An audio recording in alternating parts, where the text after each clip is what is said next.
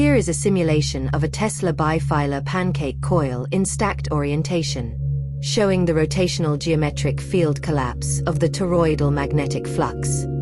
We see roughly a 5-to-1 amplification of the magnetic field on the positive side of the stacked Bifilar Pancake Coil. This amplification effect comes from how the coil's geometry forces the magnetic fields of adjacent windings to either reinforce or cancel each other depending on orientation. On the reinforcing side, the current directions in adjacent bifilar windings align so their magnetic fields overlap constructively. This reinforcement concentrates the field on one side of the coil. If we slow down the electromagnetic oscillations to Planck resolution, each fluctuation of current and field would appear as discrete quantum events rather than smooth waves. At the Planck scale, the movement of charge is quantized, and the propagation of the electromagnetic field is limited by the speed of light. In the stacked bifilar configuration, you have established a geometry where the inductive fields interfere constructively and are amplified. As the spiral radius approaches zero at the geometric center, the inductance density theoretically approaches infinity.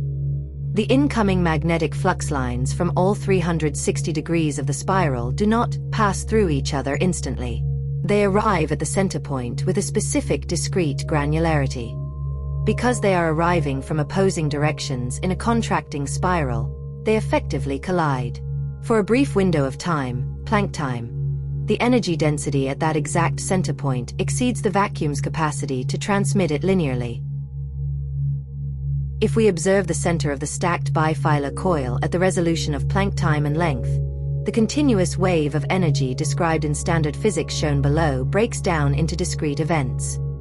At this scale, electromagnetic flux is not a smooth stream, but a vortex of discrete quanta.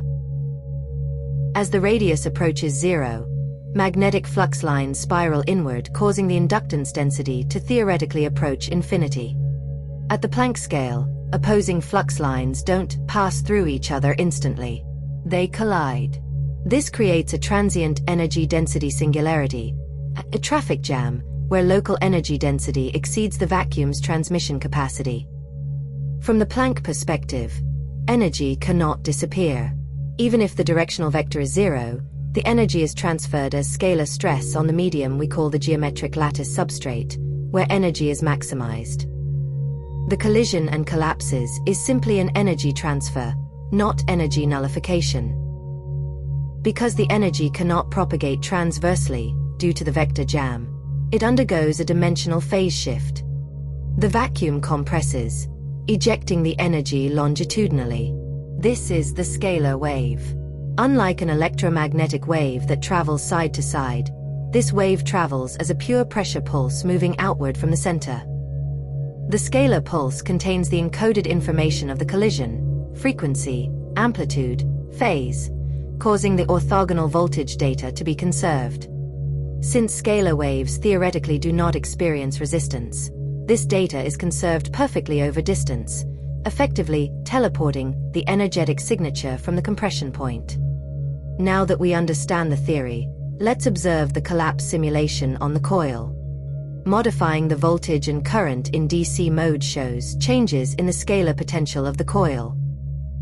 To get the most out of geometric resonance, a fine balance between parameters needs to be found. Too low of a voltage or current, and there isn't enough energy to create a collapse. Too high and the collapse can become too chaotic and lose coherency. When proper resonance amplification states are found, a scalar wave can be used as the encapsulation method to encode data to transmit non-locally. This is the foundations of quantum communication. This simulation can be found on the GitHub Physics and Math tutorial section.